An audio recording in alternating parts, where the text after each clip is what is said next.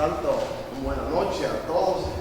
Temprano todavía, ¿verdad? Se puede ir de compra, aquí es diferente que allá. Ya está sola, ya está cerrada la noche. Y aquí todavía podemos salir de paseo y de trabajo. Qué bueno, muy contento de estar otra vez con ustedes.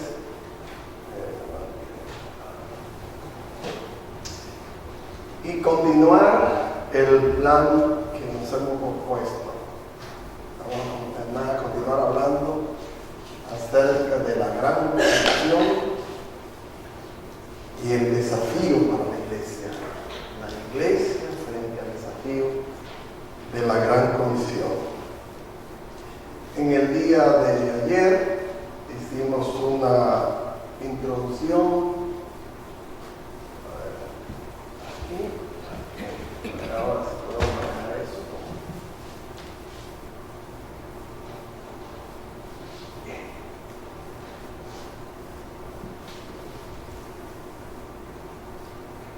Así presentamos el título.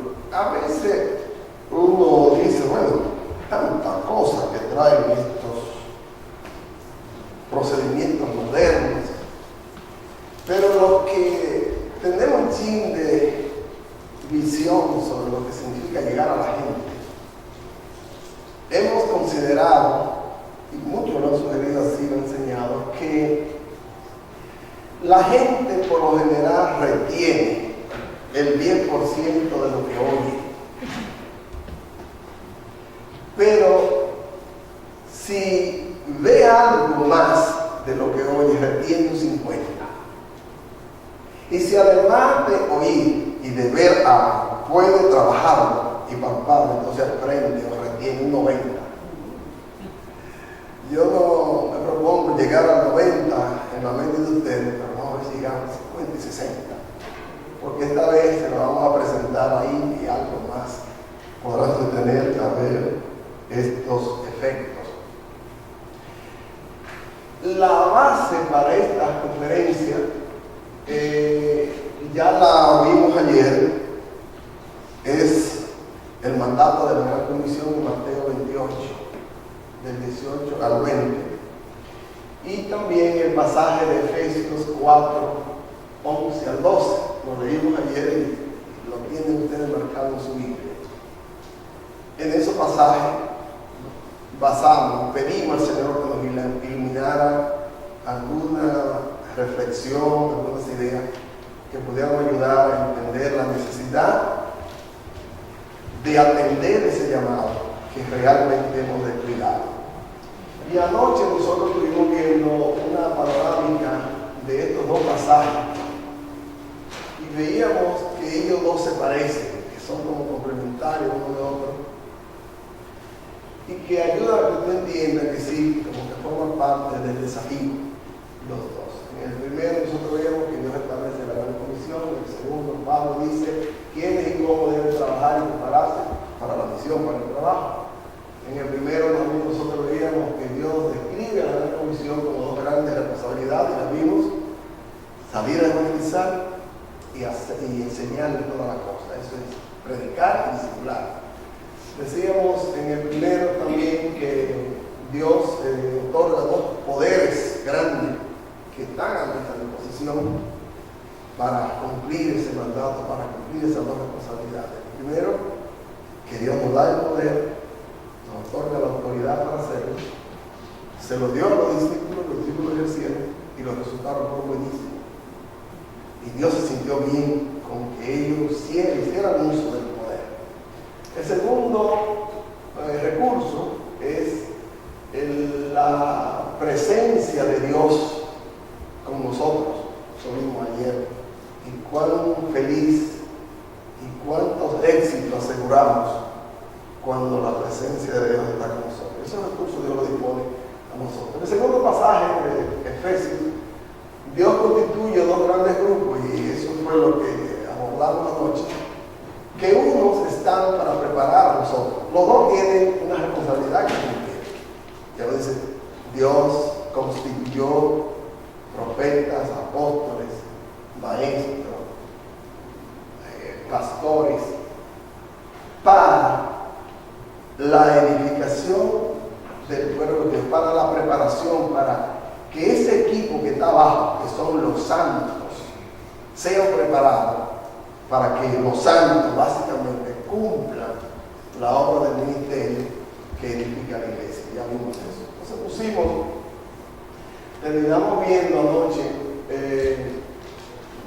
que ese es el plan de Dios y fue el mandato, pero que nosotros nos hemos desenfocado por esas razones que ya leímos en esos textos, que nuestra atención se ha nublado, se ha desviado y se ha puesto más bien en las cosas que perecen antes que en las cosas que a vida eterna permanecen. Y pusimos dos ilustraciones, con eso terminamos, que revelan lo que es un hombre confiar en Dios,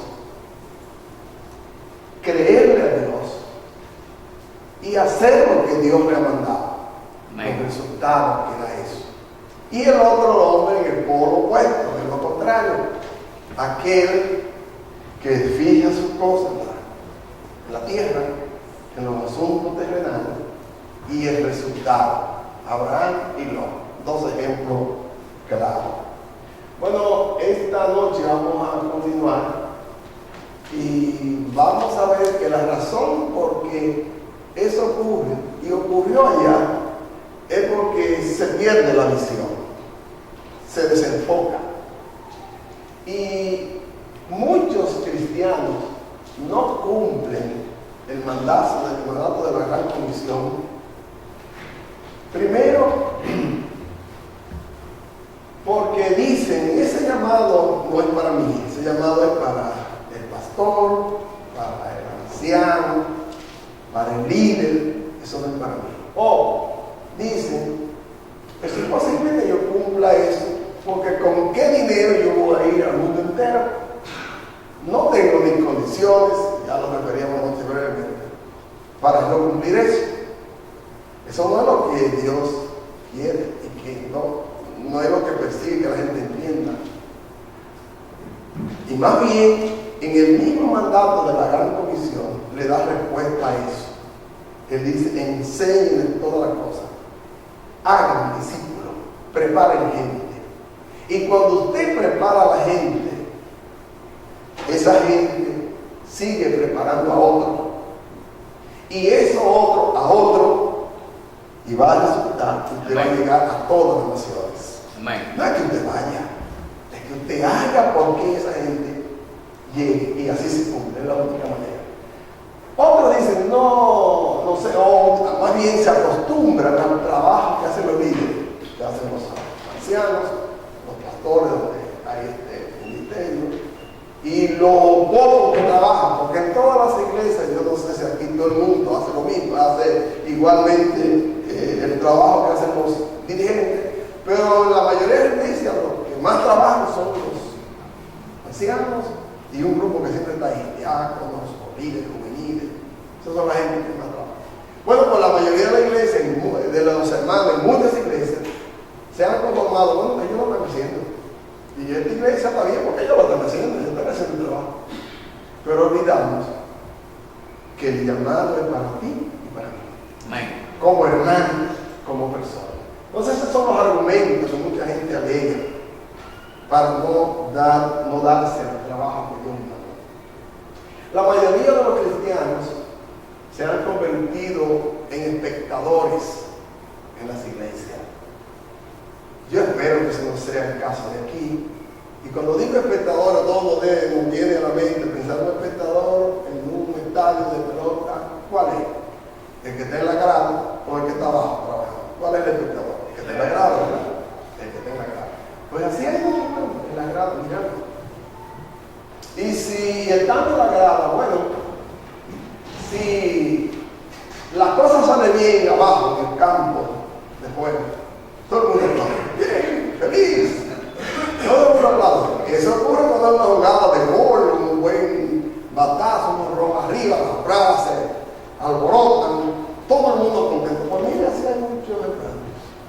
Si la cosa sale bien, todo feliz, qué bueno, mi iglesia, y sale por ahí, no, porque es mi iglesia. Pero ¿qué hiciste tú para que saliera bien? Dice que habla, eso no lo habla tú, el ideólogo. Otro dice, bueno, si sale mal, en lugar de hacer como hacen los pastores que sufren, oran, lloran, ellos lo que hacen es que critican. Bueno, ¿qué pasó? ¿Cómo se ve bien? Si yo di mi ofrenda para que eso salga bien, o di mi esto, ¿y qué pasó? Y lo que viene de la crítica, algunos se enojan, se disgustan, y algunos, allá pasado, se van. Entonces, ese no es el llamado genuino a la gran comisión, así no es. Tenemos razones por lo que realmente no se hace la gran comisión, no se cumple. Y es triste eso. Y la mayoría se alegan esa cosa. Nosotros, estudiando este tema y reflexionando con la experiencia de otros ancianos allá, líderes cristianos, nos sentamos y nos propusimos ver y descubrimos tres grandes problemas que afectan el mundo cristiano de hoy. Tres grandes problemas que afectan el mundo cristiano. Yo lo voy a apuntalar, espero que lo consideren conmigo y vamos a ver de qué manera pudiéramos ayudar a solucionar esos problemas, porque si persisten esos problemas, no podremos cumplir la gran comisión y nuestro trabajo en el Señor sería en vano. Dios dice eso, que nuestro trabajo no sea en vano. Parece que hay posibilidad que en algún momento el trabajo sea en vano. Bueno, si no se cumple lo que Dios ha dicho, el trabajo será en vano. Primer problema que yo entiendo afecta el mundo y las iglesias. Primer problema, la falla de los cristianos en el proceso de expansión del evangelio en el mundo. Eso es posible comprobarlo y ver que hemos fallado, sobre todo cuando comparamos y vemos lo que hicieron los primeros cristianos en el mundo, los cristianos del primer siglo. Cuando nosotros vemos cómo esa gente trabajaba y comparamos con el trabajo que estamos haciendo hoy y vemos los resultados que ellos tenían y lo comparamos con los resultados de hoy, tenemos que admitir, bueno, esto fallado, estamos fallando. No fue así que Dios quiso que dijera, ni que Él lo mandó. Hemos fallado, los cristianos hemos fallado en el plan de llevar el evangelio por todo el mundo, de ir por todas partes a predicar el evangelio, en el propósito y el llamado de Dios. El programa de los hombres primitivos de Dios, los apóstoles, fue el siguiente. Recuerda lo que dice Hechos 2, 1:8, que los discípulos debían estar reunidos en Jerusalén hasta que viniera el Espíritu Santo y recibirían poder. Y le dijo, y ese poder es para que vayan a testificar y comiencen en Jerusalén, luego pasen a Judea, que vayan a Samaria y que lleguen hasta la última de la tierra. Ese fue el programa de Dios. Ese fue el programa que Dios le planteó a los discípulos, a los hombres que Él dejaba en la tierra. Ahí está el programa. Bueno, un gran desafío. Y eso de entrar y decir, vayan a Jerusalén, a Judea, a Samaria y a lo último, implica, comienza en tu casa, ¿verdad? Y abarca a tus vecinos, llégale al pueblo, abarca la misión y pasa de ahí a otro sitio. ¿Ves? Eso es el programa de Dios. Pero algunos de nosotros no hemos salido ni de la casa en ese programa. Ni hemos hecho lo que en la casa debemos hacer. Da mucha pena como vemos familias deterioradas, como un padre y una madre cristiana. No han hecho ese trabajo. Hijos que están lejos de Dios, hijos de padres, hasta de misioneros,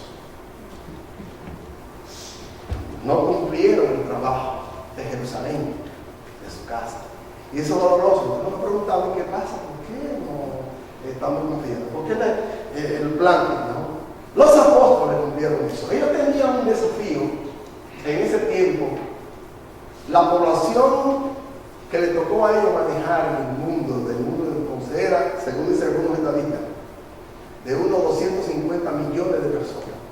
Ese era el mundo de entonces, en tiempo de los apóstoles. Y esa gente comenzaba, es verdad, porque siempre nos acomodamos a lo bueno, que fue necesario que la persecución lo ayudara a arrancar y a irse, porque así salieron de Jerusalén por la persecución de mucha gente. Pero qué interesante que lo que ellos aprendieron en el tiempo que tuvieron con Jesús y con los apóstoles en Jerusalén fue suficiente para capacitarlos, de modo que salieron y desde ahí mismo comenzaron a predicar. Judea, Samaria. Felipe era uno de los diáconos, ustedes recuerdan. Y Felipe salió, y como veremos adelante, Felipe hizo un trabajo estupendo en Samaria, tan grande, y que la gente se convirtió así, pasiva, que él pidió ayuda y tuvieron los apóstoles aquí en el lugar. Eso fue una emoción. Pero cumplieron. Y cumplió. Y parece que como Felipe, todo lo demás lo hicieron igual. Vamos a ver si podemos leer un pasaje que encontramos en Hechos, capítulo 17, versículo 6, que da una idea de que ciertamente esa gente cumplieron el programa de Dios en el tiempo primitivo. Dice Hechos, capítulo 17, nos añade ahí, como para que lo puedan marcar, y versículo 6, dice: pero no hallándolos, trajeron a Jasón y a algunos hermanos ante las autoridades de la ciudad, gritando: estos que trastornan el mundo entero, también han venido acá. No sé si todos recuerdan el pasaje. Eso fue cuando Pablo predica y las autoridades le persiguen. Ha habido unos escándalos, mandaron a buscar preso a Pablo. Pablo le respondieron a los hermanos, pero encontraron a los nuevos creyentes, y entre esos nuevos creyentes había este Jasón, que era una autoridad, y se lo llevaron preso. Puede tener ellos, ya pero un nuevo creyente, y se lo llevaron al tribunal. Cuando llega al tribunal, Pablo no está, porque los hermanos no quisieron que se presentara y lo guardaron. Como debe guardar la iglesia la espalda de sus pastores. Eso no es un asunto de que es abulón, tú le tumbas el polvo. No, el pastor y los hermanos hay que cuidarlo. Los líderes, los que están al frente, hay que cuidarlo. Y hay que guardar su espalda. Y hay que respaldarlo. Y cuando digo cuidarlo, también se hay que ayudarlo, hay que ayudarlo. Eso es bíblico. Pero se me entera. Ahora, cuando le presentaron la causa a los jueces por la que llevaban preso a esa gente, ¿saben qué fue lo que dijeron? Lo hemos traído aquí porque estos son parte de la gente que han ido por el mundo y han trastornado el mundo entero y ya llegaron aquí. ¿Y qué quiere eso decir? Que ciertamente ya ellos habían ido por el mundo entero. Ya no han cumplido. Esos 250 millones de personas ya habían sido evangelizados cuando llegaron a este punto. Eso es lo que eso quiere decir. Ya llegaron. Qué bueno saber que ellos cumplieron su propósito y el plan de Dios en la vida. Segundo problema, el poco crecimiento cuantitativo y cualitativo en las iglesias locales. Ese es un dolor para los dirigentes, para los ancianos, pastores, aquí, allá y en el mundo entero. Porque excepto las megas iglesias que tienen unos métodos rarísimos de crecimiento, la mayoría de las iglesias no crecen, o no crecen en la misma forma que crecieron los cristianos del primer siglo. Entonces, pudiera ser que esa sea una falla. No hay gente para ir, no hay gente para enviar, no hay gente para capacizar. Son pocos lo que hay en las iglesias, suponiendo que sí nos dispusieron a cumplir esa secta. crecimiento del primer siglo, yo lo mido así, con este ejemplo sencillo. Primero, habían 12 personas, los 12 apóstoles. Después, usted ve en la Biblia que se registran 120. Usted recuerda que que el grupo de los cristianos eran 120, se reunían en el aposento alto, no había mucho más, era más o menos así. Pero después que Pedro ejerció el poder que Dios le dio, y que hablamos ayer de eso, se convirtieron 3,000 en un primer mensaje. Entonces ahí son 3,120. Cuando Pedro predica la segunda vez, y yo pienso que eso fue casi ahí consecutivo, no se establece fecha, pero eso fue ahí, debemos de un mes o 3, algo así. El segundo mensaje se convierte en 5, perdón. Y ahora, ¿cuánto es el grupo de crecimiento? Viendo en términos de crecimiento, 8,120. Pero yo digo, si a esos 8,000, porque esos no eran hombres, la Biblia no contaba ni cuenta, nunca, ni los muchachos, ni las mujeres. Es triste eso, pero eso así era. Cuando los 5,000 que se alimentaron, decía 5,000 hombres sin contar las mujeres, ni los niños. Pues tampoco ahí, cuando da la Biblia ese dato, no cuentan las mujeres. Pero uno sabe que en cada familia mínimo deberá haber 3, 4 o 5 muchachos. Y la mujer serían 6. Si uno cuenta y multiplica eso por 6, probablemente serían 6 por 8, 24,000 o 25,000 gente que estuvieran hablando. Porque esa gente que vinieron a Cristo, si no se convirtieron a él porque estuvieran ahí en el mensaje, estoy seguro que su papá iba a presentarle a Cristo y también sería cristiano. Claro, eso es una suposición. No vaya a decir que no me estoy enseñando aquí. Vinieron muchísimos muchachos y se convirtieron. No, uno imagina. Además, el mandato de Dios era que se procreara la gente. Eso sirvió desde Adán hasta ahí, todavía la gente se convirtió.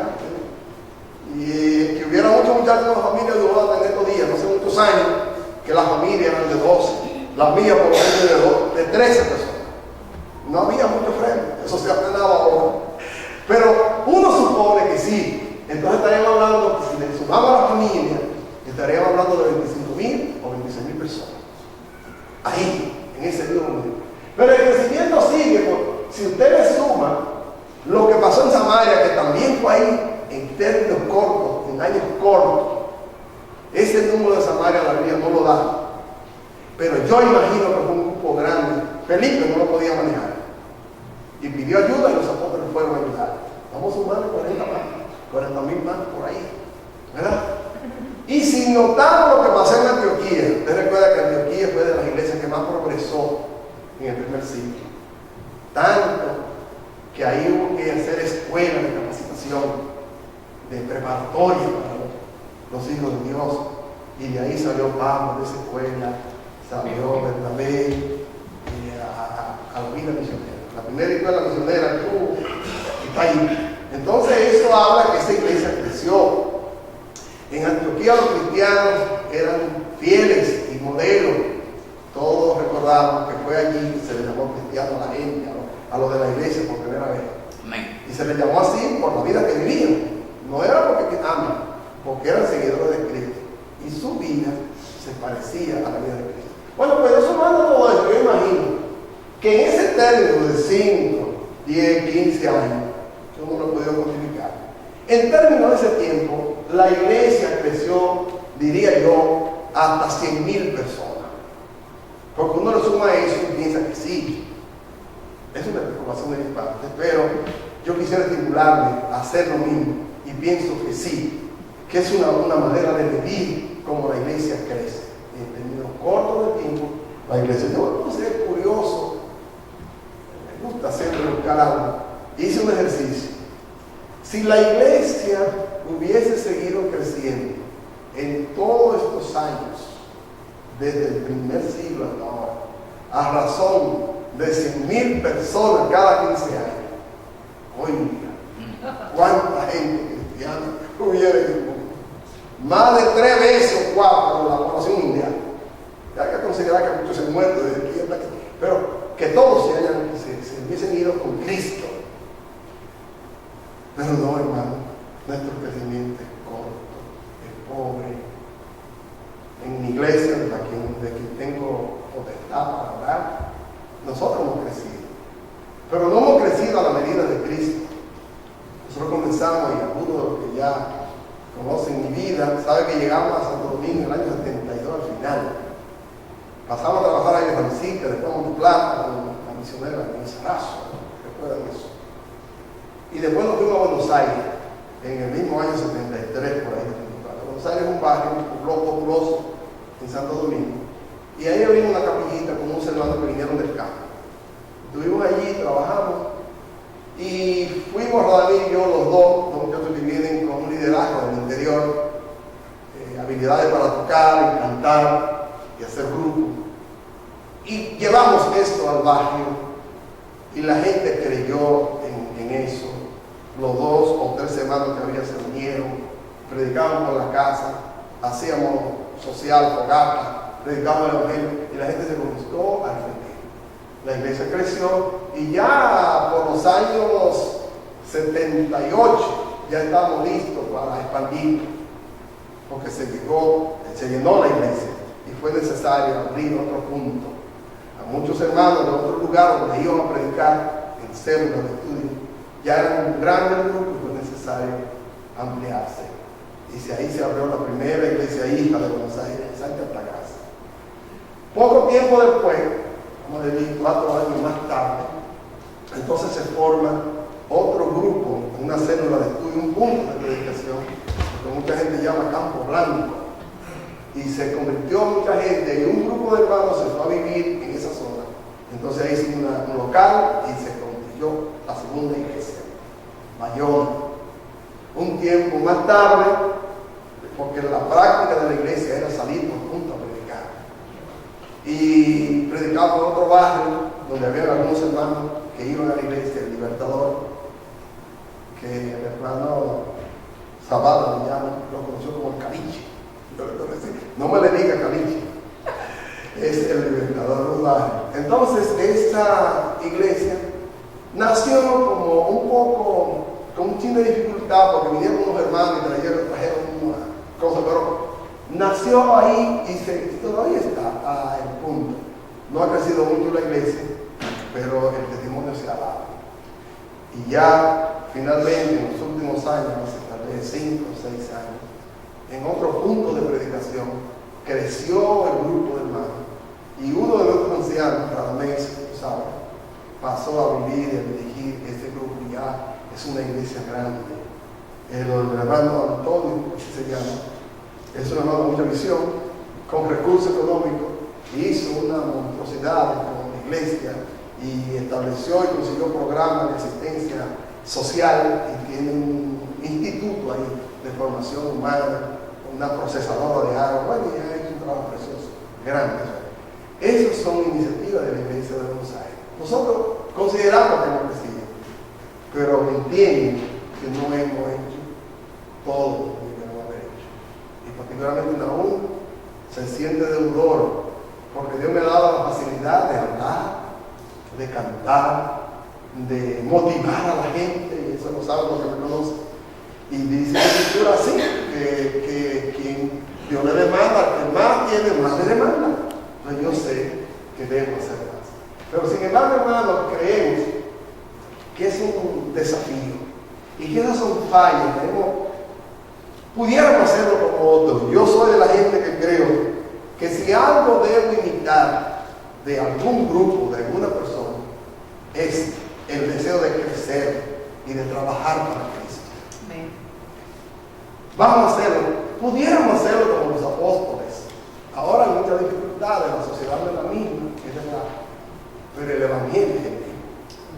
El mismo evangelio que predicaban esos apóstoles es el que está ahí, que tú tienes que predicar y que ellos tienen que predicar.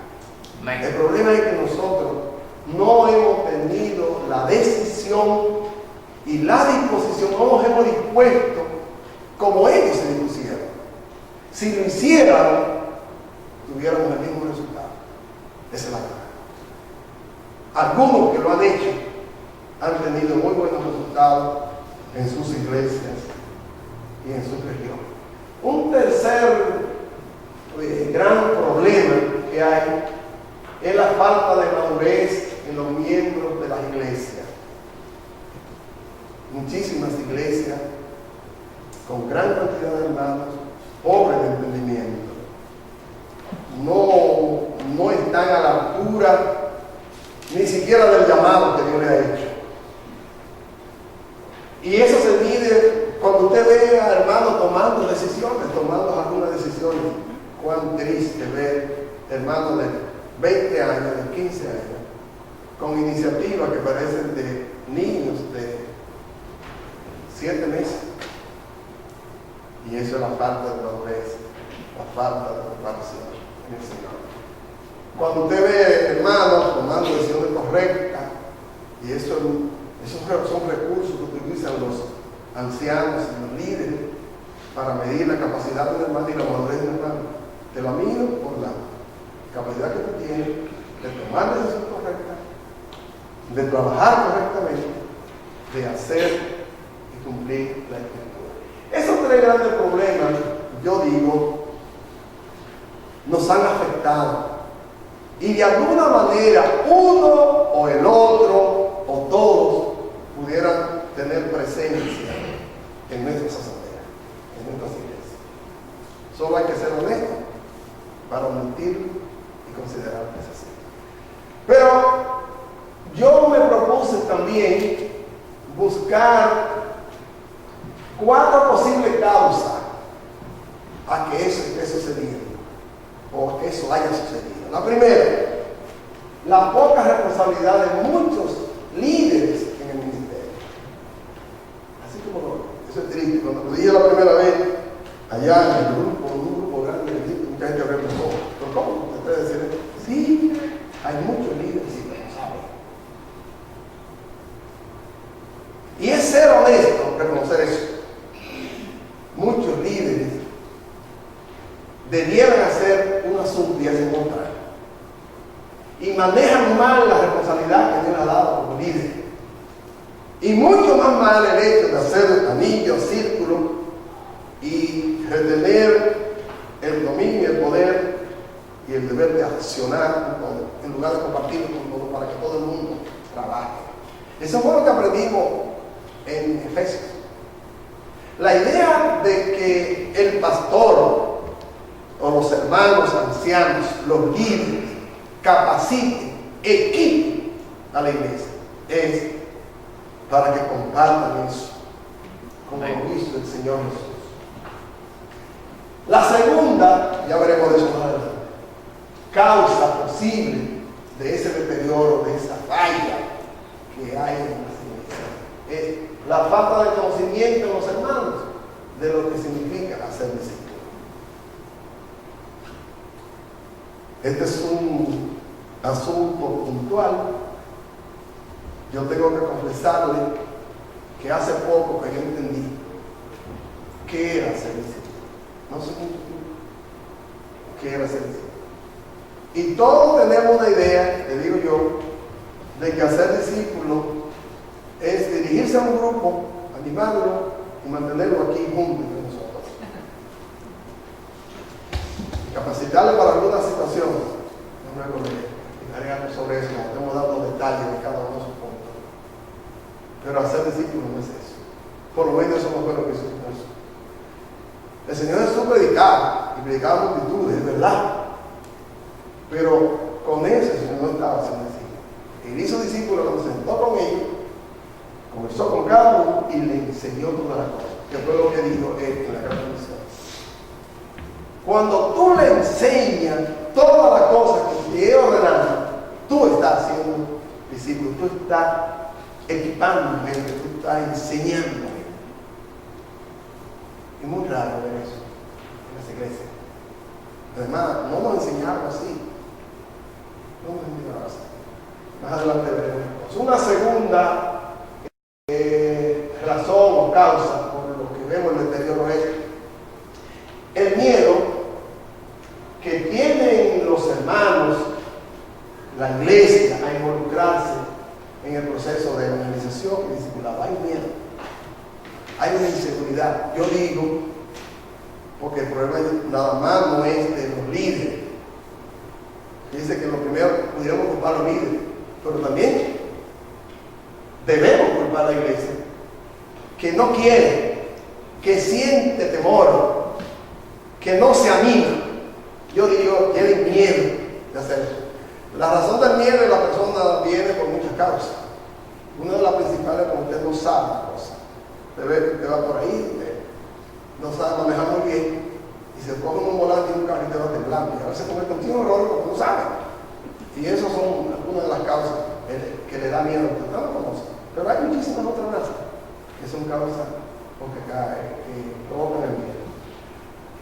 Una cuarta y última causa posible a esos tres grandes males que cité anteriormente es la manera simple como muchos cristianos toman el evangelio en toda parte del mundo. Y eso no es una exageración. Tampoco estamos incluyendo a todo el mundo por igual.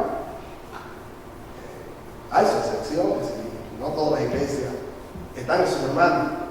Pero si usted me pregunta la obra y la tuya, como decía así mismo. Exactamente. Quizás eso fue fuente de inspiración para yo escribir eso, compartirlo con otros. Muchos hermanos toman el evangelio simple, de una manera simple de ser cristiano, que no compromete mucho. Ya veremos cuando usted va explicando algunos ejemplos claros sobre ello. Bueno, yo quiero avanzar. Vamos a comenzar a estudiar parte por parte todas y cada una de esas causas, a ver qué pudiera ayudarme. Si tocara que alguna de esas causas usted la vive en su congregación, con lo que le abordaremos bíblicamente, en qué le podríamos ayudar a que eso se supere. Ese es el propósito. La primera causa del deterioro en el mundo cristiano de hoy pudiera ser la poca responsabilidad de los líderes. En nuestro país hemos tenido que enfrentar muchas situaciones de ancianos que han fallado en forma abierta en su comportamiento como hijo de Dios, como líder en la iglesia, en su manejo de las cosas de la iglesia, en su poca visión de lo que es ser un anciano o ser un líder frente al grupo. Al fin, falla en los propios dirigentes. Lo que presento aquí es justamente la debilidad que sacamos cuando no cumplimos eso que Dios ha establecido. Dice que Él mismo, es decir, Jesucristo, constituyó a unos apóstoles, a otros profetas, a otros evangelistas, a otros pastores y maestros, a fin de perfeccionar a los santos. Los santos, yo decía anoche, son los laicos, es la iglesia, es el mayor número. Siempre los ancianos, los pastores y los dirigentes son pocos, es un grupito. La mayoría son los santos. A fin de perfeccionar, es decir, tu trabajo básico es preparar a los santos para la obra del ministerio, para la edificación, falta un pedazo ahí bíblico, para la edificación del cuerpo de Cristo. Aprendemos, ¿sí? El varón perfecto. Así mismo. La primera responsabilidad de un anciano es equipar su grupo, el que está con él, el que trabaja, y con él a toda la iglesia. El Señor le dedicó tiempo especial a sus apóstoles, porque sus apóstoles se encargarían de un trabajo después que se fuera Cristo de aquí, después que se fuera. Y Él lo ocupó para eso. Y no hizo falta entrenamiento. Recibieron el entrenamiento completo y capaz. Los apóstoles no fueron avergonzados después que Cristo se fue, porque no podría hacer esto, no podía hacer todo, pudieron se requiere invertir para eso. Se requiere una inversión. A veces los ancianos en algunos sitios están atados porque los recursos son manejados por un comité que no tiene, que le troncha la mano para hacer inversión en lo económico. Ese quizás no sea el caso de aquí, pero hay muchas iglesias así, que la iglesia no simpatiza con que se inviertan cosas en la preparación de los hermanos, para hacer un curso de capacitación o un cursillo que te cuesta dinero. Allá tenemos varias actividades que sirven como centro de entrenamiento, comenzando con el Congreso. Hemos decidido tener un Congreso cada año para los ancianos. Y muchas de las cosas que ahí hemos logrado superar y corregir. Ahora eso cuesta dinero. Ahora mismo nos estamos preparando para el 6º Congreso de Ancianos y Líderes. Y va a ser en un hotel en Puerto Plata. Eso cuesta dinero. Pero vale la pena que los ancianos se aparten y dejen su negocio, porque a diferencia de las iglesias que tienen un pastor pagado, los ancianos de la República Dominicana tienen que trabajar para ganarse con el sudor de su frente económico. Pero en este espacio dejamos esos negocios y nos olvidamos de las cosas cotidianas que nos envuelven materialmente y nos apartamos 3 días a estudiar y a resolver asuntos. Ya les señalaba la parte primera de algunas cosas que hemos resuelto, comenzando con la identidad, que ayudó mucho a revisar cosas y cómo tú te comportas como cristiano. Bueno, pero hay que invertir, hay una inversión. En este caso de la preparación a los laicos, a los santos, yo digo, bueno, primero hay que invertir tiempo en la oración. Eso es lo primero. Si tú quieres éxito en un plan, en un programa, en una actividad, ora primero. Ora. Ese es el primer recurso, es la primera inversión que hay que hacer. Invertir tiempo. El tiempo vale. Eso cuesta. En una de las conferencias que di en una iglesia ahora, en Lore, decía una persona, mire, yo estoy de acuerdo con lo que usted dice, y yo sé que eso es verdad, pero mire, hermano, eso no funciona aquí. Aquí no hay tiempo para evangelizar, para discipular a alguien. No hay tiempo, todo está comprometido. No hay tiempo. El tiempo es un recurso y debemos invertir primero orando, ¿verdad? Un tiempo para orar por ese proyecto, por tu capacitación de tus miembros. Segundo, debe invertir recursos económicos y humanos. Ya decía, si tú quieres que alguien se capacite y tiene que comprar un libro, cómpraselo. Tú necesitas pagarle el campamento donde se va a hablar sobre un tema importante en el Congreso. Págaselo a esa persona que tú quieras que se capacite. Eso es recurso y cuesta dinero. Pero ahí están las ofrendas, para eso son las ofrendas. Para tener necesidades, pero para que la iglesia camine. ¿Verdad? Si tú tienes que invertir para pagar, hazlo. Eso es la obra. Y necesita invertir en recursos humanos, es decir, necesita la gente. Tú tienes que orar, motivar para que aquel acepte el llamado. Sí, mira, yo quiero que tú hagas esto. Y eso es del dirigente, eso es del orientador. Finalmente, tú tienes que invertir tiempo con la persona. Tiempo y dedicación con el que tú quieres preparar.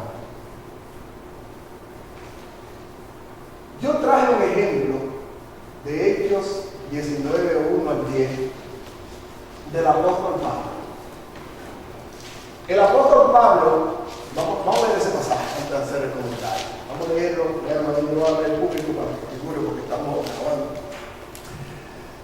En Hechos 19, del 1 al 3, dice: aconteció que entre tanto que Apolos estaba en Corinto, Pablo, después de recorrer las regiones superiores, vino a Éfeso y hallando a ciertos discípulos, les dijo: ¿recibisteis el Espíritu Santo cuando creíste? Ellos les dijeron: ni siquiera hemos oído hablar si hay Espíritu Santo.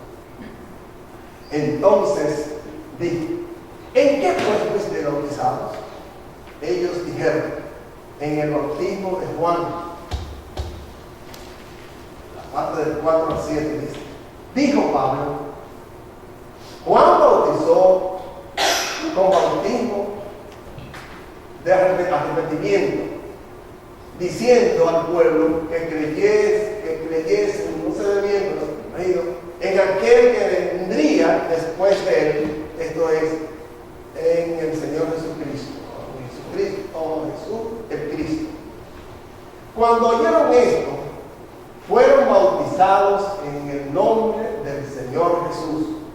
Y habiéndoles impuesto Pablo a las manos, vino sobre ellos el Espíritu Santo y hablaban en lenguas y profetizaban. Eran por todos unos 12 hombres.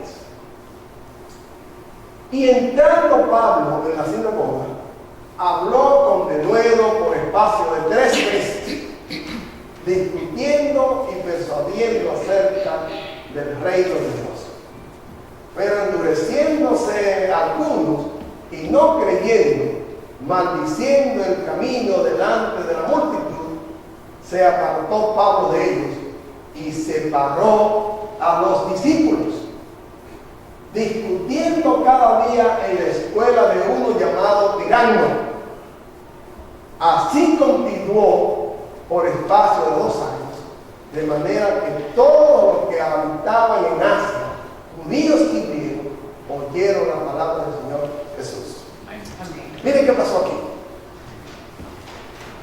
Pablo va a este lugar y encuentra un grupo de gente trabajando, probablemente cumpliendo el mandato de la comisión y los acuerdos que se han hecho en otros pueblos y en otras iglesias. Andan por ahí. Todos sabemos, había ahí un muchacho de mucha letra y mucho verbo llamado Apolos. Bueno, ese muchacho predicaba, pero el muchacho no estaba bien claro. Y los que estaban con él, como 12 gente que eran discípulos de él, tampoco estaban bien claros en la doctrina, en la enseñanza, en el mensaje. Y Pablo se dio cuenta y trató de trabajar con esa gente. Y la Escritura dice que Pablo tomó la sinagoga y el lugar donde reunía y enseñó por 3 meses a esa gente y a todo el que estaba por ahí. Y pasó 3 meses trabajando, enseñándole la verdad, enseñándole lo que era correcto. Pero a los 3 meses se dio cuenta que no había logrado lo que quería.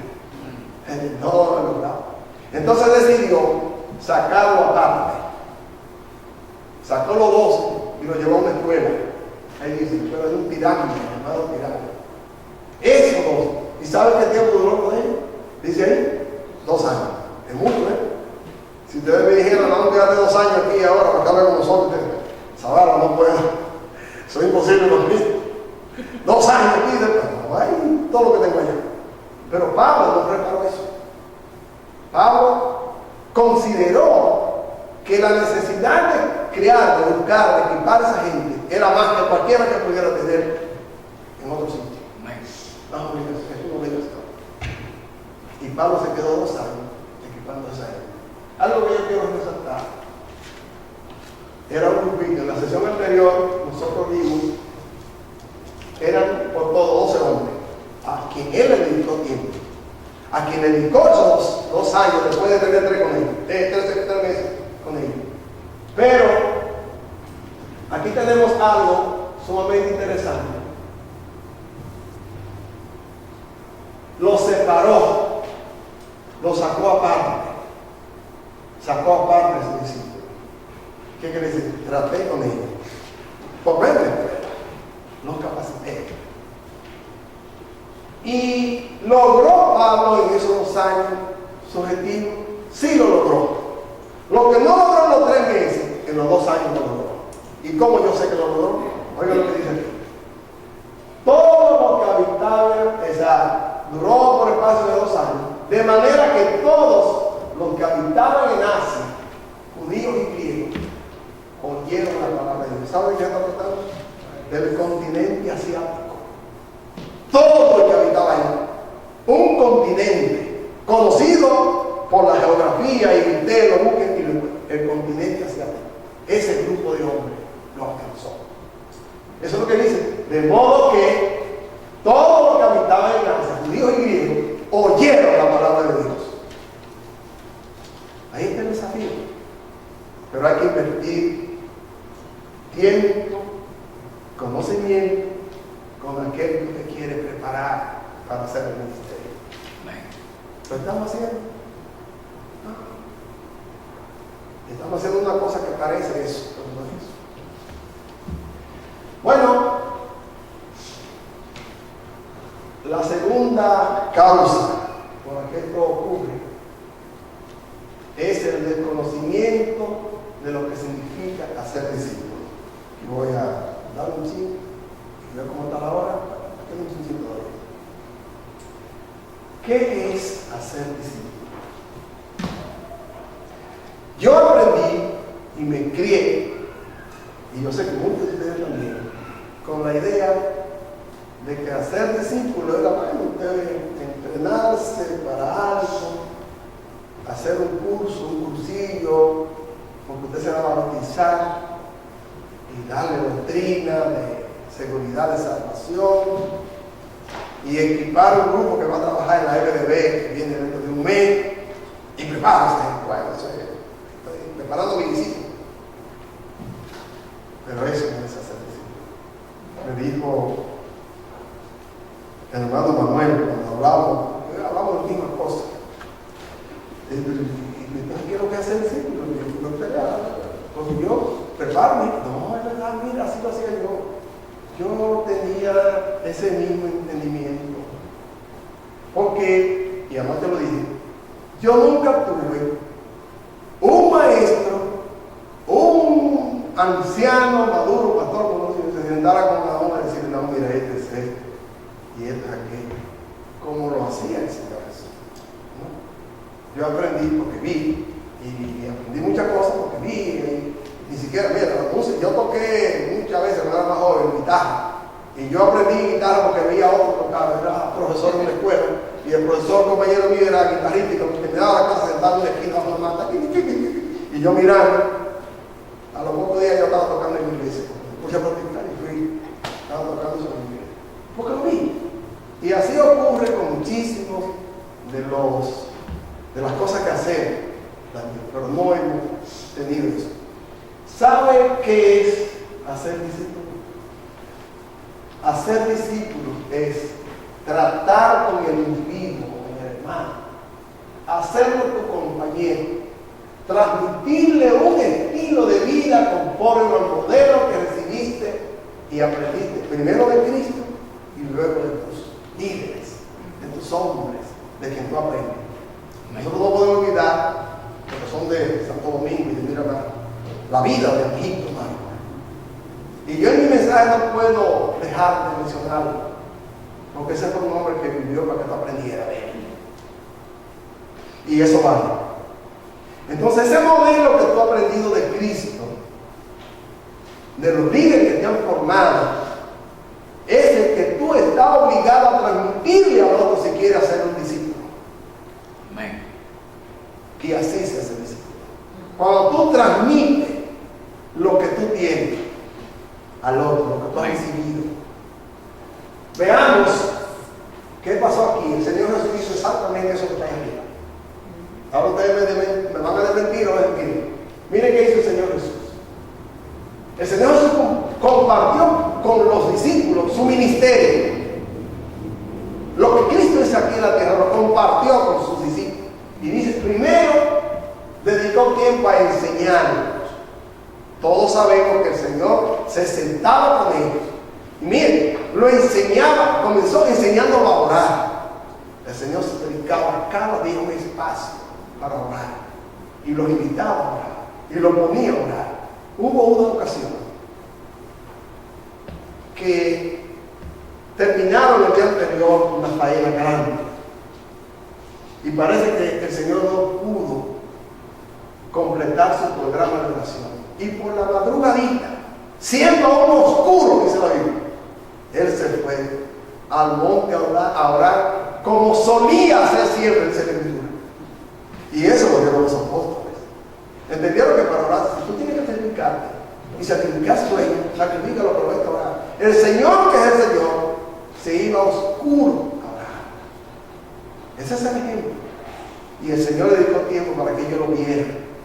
Y ellos lo encontraban orando. Y esa es la enseñanza que más profundo llega al corazón y a la vida de la gente, la que tú ves en tu líder, en tu pastor. Bueno, pero Él los envía a curar a los enfermos. Ahí está compartiendo su ministerio. Eso fue de la obra que el Señor vino. Dice la palabra de Dios que Jesús vino a hacer bien y a sanar a todos los oprimidos por el diablo, dice la Escritura. Así mismo está claro. Esa fue parte de su labor aquí.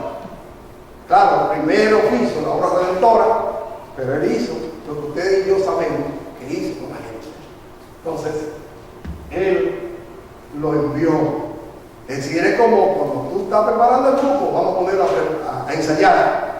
Aprendiste que esto, vamos a darlo ahora, que nosotros vamos a sentar hoy a ti predicando. Practicando, ¿cómo es que? Eso es hacer un discípulo. Síguelo y transmítele. Y procura saber si aprendió.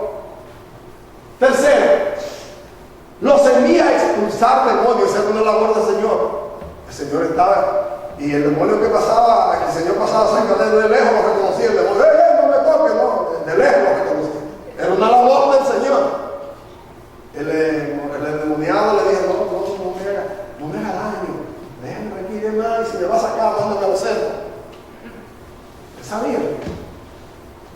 Pero Él mandó a los discípulos a sacar demonios. Y los discípulos sacaron demonios. Ya no te creo que les referí brevemente en lo que es el poder, que una vez llegaron diciendo, no lo pudimos sacar, y Él le dijo, ¿por qué no lo sacaron? Pero Dios lo dio a sacar demonios. Cuarto, los envía a anunciar el evangelio del reino. Él decía, así como mi Padre me ha enviado, yo también los envío. Esa es la oración del Señor, como que le dijo a los discípulos cuando oró en el capítulo 17 de San Juan. Como Dios el Padre me envió, así también Dios envió. Dios los envió a predicar. Y por eso ellos hicieron todo eso que ustedes y yo hemos visto. Y hemos visto eso porque ellos, Dios lo envió y vieron los resultados de cumplir el mandato de Dios y lo que Dios les pidió que hicieran. Finalmente, fue lo que hizo Jesús con los suyos, como para indicarnos que así debemos nosotros hacer con aquellos que queremos que trabajen, que ejerzan. Finalmente dice que los prepara para continuar solo después de su partida al cielo. ¿Ustedes recuerdan que los 40 días del Señor en la tierra se dedicó más que nada a capacitar a los discípulos y a enseñarles cómo debía ser después que Él se fuera? Esa es la labor del Señor. Pero esa es tu labor y mi labor como dirigente, como hermano maduro que quiere que el otro se prepare. Eso es hacer discípulos. Qué bueno. ¿Cuál es el objetivo de hacer discípulos en la Biblia y en la obra? ¿Cuál es el objetivo del discipulado? Mis hermanos, el objetivo del discipulado es que la iglesia se multiplique y que cumplamos así la gran comisión. Cuando usted predica y en ese mensaje de poder, usted predica y se convierte en 20 personas, por ejemplo, la iglesia con eso está creciendo y está sumando, porque sumó 20 personas. Pero cuando usted discipula 20 personas, usted se está multiplicando. La iglesia se está multiplicando. Decíamos que hacer discípulos es acercarse a cada uno y transmitirle la vida. Usted pudiera durar entonces 6 meses sin producción. Cuando usted discipula uno, no hay producción, aparentemente. Pero cuando usted termina ese discipulado con esa gente y lo manda a hacer lo mismo que usted hizo, tendrá 40 gente. Y cuando eso termine en esos 20, lo que le enseñaron estos 20, entonces tendrá 20, 40, 80 gente. Entonces eso es multiplicar. Y es la única manera, mis hermanos, como podemos llegar a cubrir todas las naciones. Cuando tú te multiplicas, cuando la iglesia se multiplica, cuando prepara al hermano, para que el hermano se vaya a cumplir la gran comisión, y este prepare otro, para que ese otro prepare otro, y así. Eso es el ejemplo que tenemos en Pablo y Timoteo. Pablo dice aquí: lo que has oído de mí ante muchos testigos, esto encarga a hombres fieles que sean idóneos para enseñar también a otros. Aprendo yo de ese versículo también que en el discipulado, cuando se ejerce el discipulado serio en esto, se dan las generaciones de hombres y mujeres. Pasa. Eso fue lo que pasó aquí. Vamos a ver ese caso importante de cómo se transmiten las generaciones en la gente. Pablo lo dice así mismo. Vamos a retomar el texto anterior para recordar. Lo que has oído de mí ante muchos testigos, que encarga a hombres fieles que sean idóneos para enseñar también a otros. Miren qué pasó aquí. Pablo enseña a Timoteo lo que has oído de mí. Eso es lo que parece. Eso que tú has oído, yo te enseñé. Yo te encargo que tú lo pases a hombres fieles. Encarga a hombres fieles. Eso mismo, lo que te enseñé. La vida que te mostré, lo que tú viste en mí. Y que esos hombres fieles, ¿verdad?, preparen a otros que sean idóneos para enseñar también a otros. Hay 3 generaciones de discípulos ahí. De Pablo a Timoteo, 1. De Timoteo a hombres fieles, 2. Y de hombres fieles a hombres idóneos para enseñar. Y esos hombres idóneos, yo lo coloqué ahí, pero dice para enseñar también a otros. Quiere decir, y esos otros enseñan a otros, y esos otros a otros, y eso es lo que da que vaya pasando el mismo mensaje, ministerio, información que tú tuviste y que le transmitiste. Eso no solo pasó con Pablo, con Timoteo y los que siguieron con Pablo. Ese mismo caso se da con nosotros, Tito, Filemón, toda esa gente de Pablo. Pero también ocurrió en la vida del Señor Jesús cuando estaba aquí en la tierra andando. Hay un caso muy particular que encontramos ahí, no lo voy a leer, pero ustedes lo saben, de que Andrés era hermano de Simón Pedro, de Simón, ¿verdad? Y Andrés era un discípulo de lo de Juan.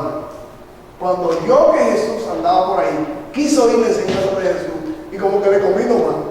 Yo creo que está como mejor y se pasó al grupo de Jesús. Además ya Juan había cumplido su misión, pero Andrés se pasó al grupo de Jesús. Y cuando oyó a Jesús predicar y enseñar la verdad, se persuadió de la verdad y se afianzó en él. Pero Simón y Andrés, cuando recibió eso, no quiso retenerlo él solo y se acordó de su hermano. Jerusalén, acuérdense que el asunto es Jerusalén, familia, lo mío, lo que está cerca de mí.